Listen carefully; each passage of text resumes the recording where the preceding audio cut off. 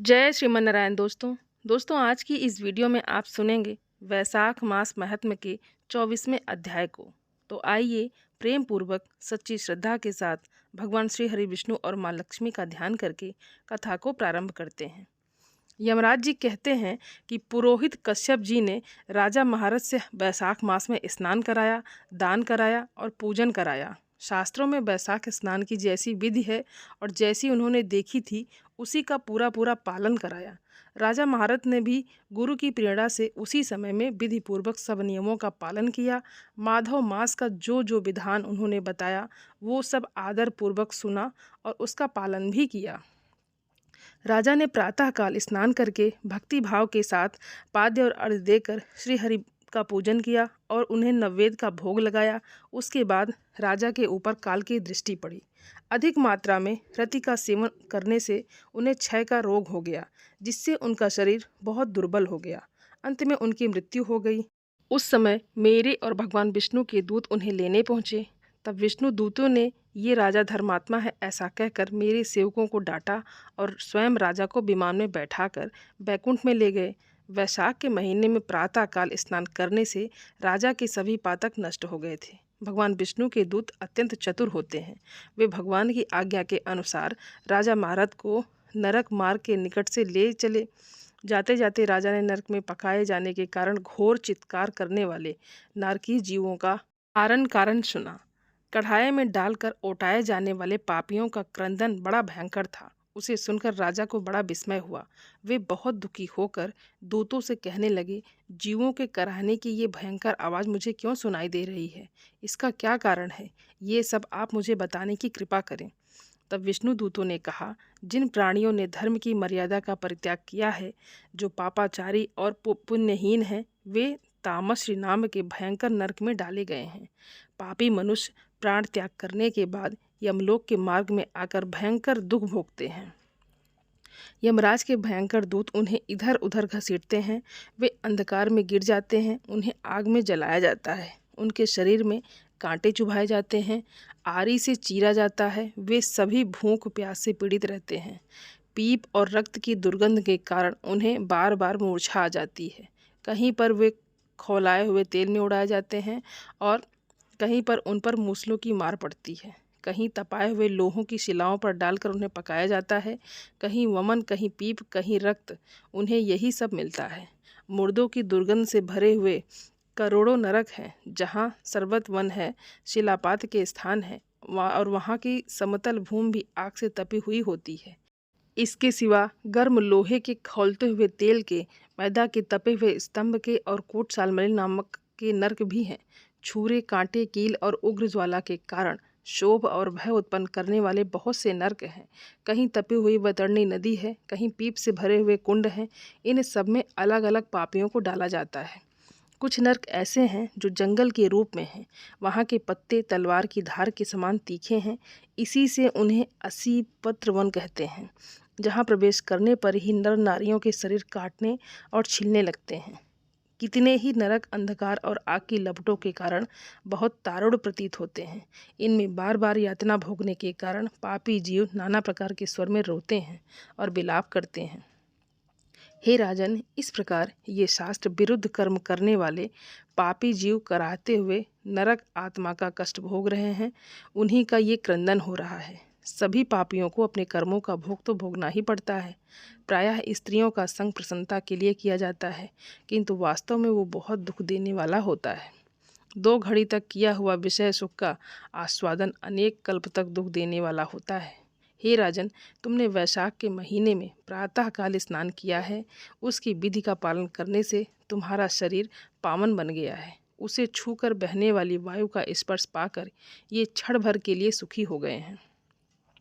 तुम्हारे तेज से इन्हें बड़ी तृप्ति मिल रही है। इसी से ये नरकवती जीव कराना छोड़कर अब चुप हो गए हैं। पुण्यवानों का नाम यदि सुना या उच्चारण किया जाए तो वो सुख का साधन होता है और उसे छूकर चलने वाली वायु भी शरीर को लगने पर बड़ा ही सुख देती है। धर्मराज जी कहते हैं कि करुणा के सागर राजा महारथ अद्भुत कर्म करने वाले भगवान श्री विष्णु के दूतों की बातें सुनकर बहुत द्रवित हुए।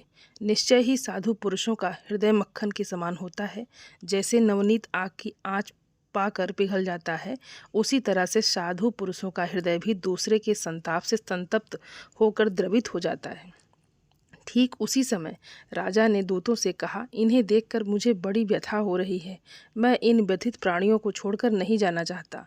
मेरी समझ में सबसे बड़ा पापी वही है जो समर्थ होते हुए भी वेदनाग्रस्त जीवों का शोक दूर ना कर सके।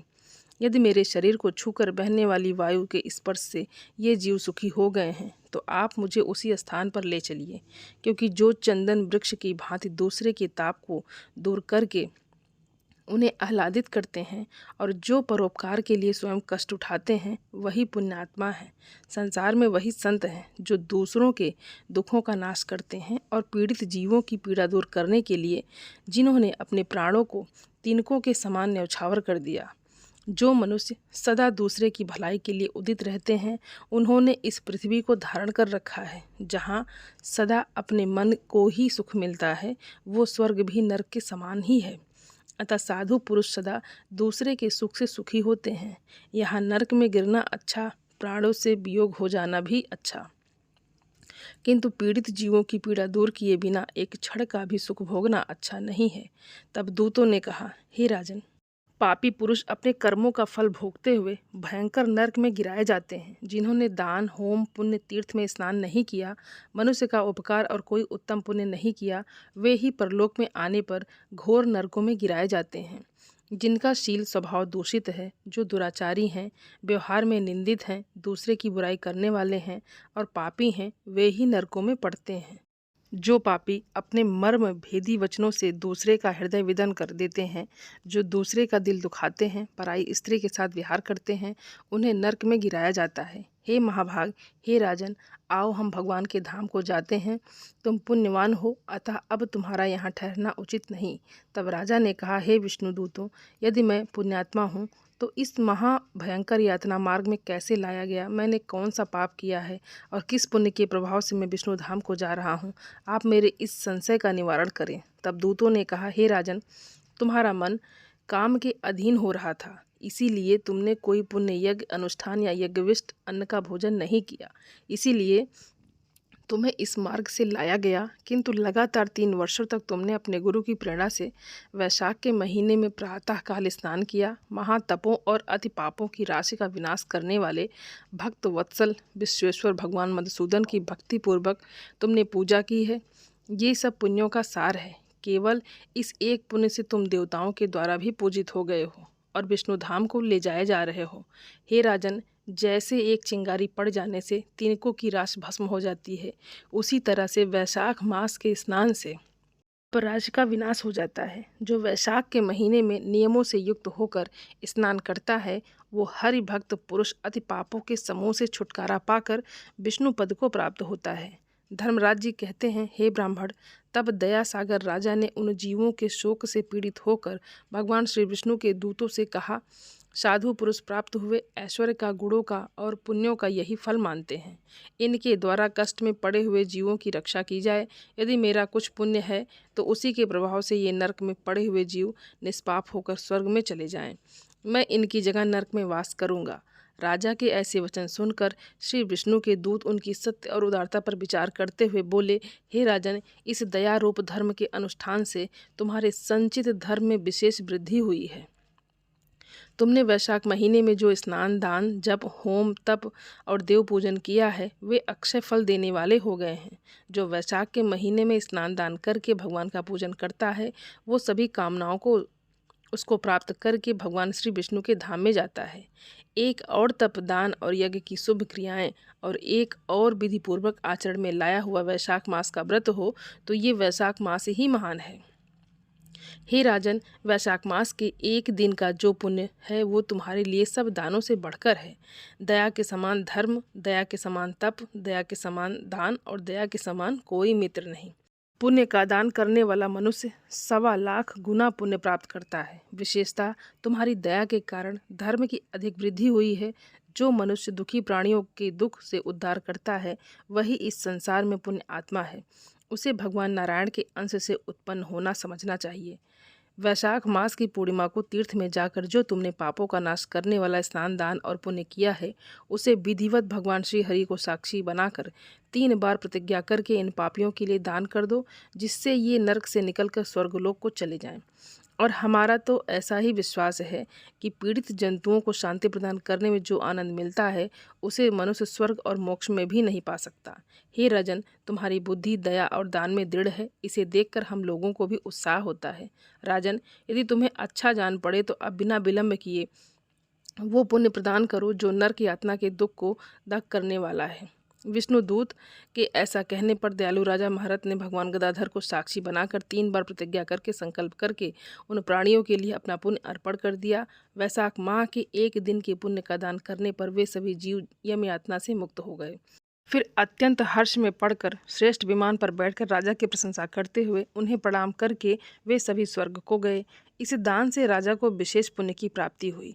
मुनियों और देवताओं का समुदाय उनकी स्तुति करने लगा।